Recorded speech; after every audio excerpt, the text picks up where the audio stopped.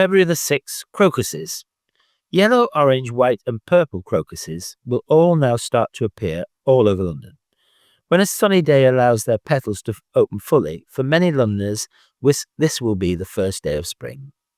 They are always best viewed in sunlight, as many are quick to close when the temperature drops. There are over 70 species in the wild and literally hundreds of different garden cultivars. Their flowers are the shape of champagne flutes and very variable. Some are striped, others feathered, freckled, veined, bearded, or have what are called bird wing markings. Their throats are often even more brightly coloured, and when open in sunlight, reveal a long style and stigma which can be saffron or scarlet in colour.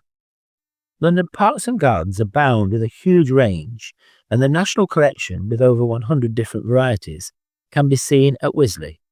Good shows can also be seen as centrally as Hyde Park Corner, and there is a crocus lawn in Regent's Park. Crocuses have been part of the garden landscape in London since medieval times.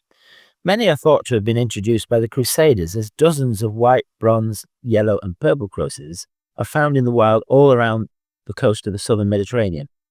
Gerard, in his 16th century garden in Holborn, was known to grow 4 different species, one of which is said to have been obtained from the King of France's gardener.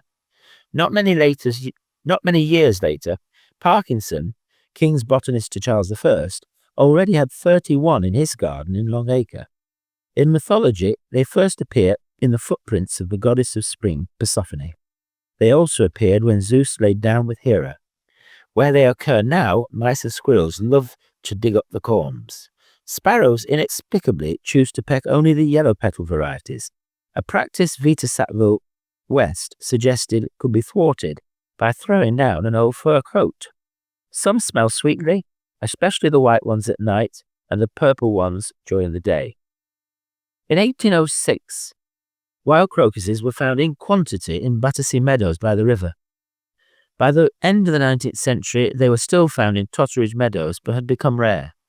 Today, we just have a few garden escapes. For example, Crocus purpureus can still be found at Worley, Crocus aureus on Keston Common, and drifts of Crocus thomasianus in Cannizzaro Park.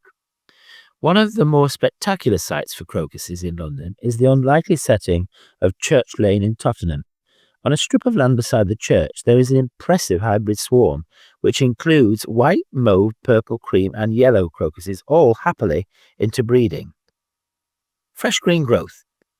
Anglo-Saxons call February the month of sprouting kale, and more plants are now starting to push up with their bright new green leaves.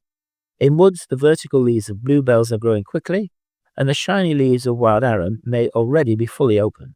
Along paths, leaves of cow parsley, Anthriscus sylvestris, and ground elder, Agopodium podagraria, are also starting to appear. On bare ground, ground ivy, Glaucoma hederaceae, Dandelion taraxacum officinale, and goosegrass, Galium aparine, are all becoming more apparent, and elder, Sambucus nigra, honeysuckle, Lanicera periclymenum, wild clematis, Clematis vitalba, and some wild roses are already starting to burst bud. These first leaves of spring are often quite different from the colour they will become later. For example, elder leaves start off purple, turn green, and then can end up cream or even magenta by the time they reach the autumn. Among this fresh growth, it is always looking out for new orchid rosette. In old, untouched grassland, they are now easily found, and their position can be noted for later, when the flowers may well be hidden among tall grasses.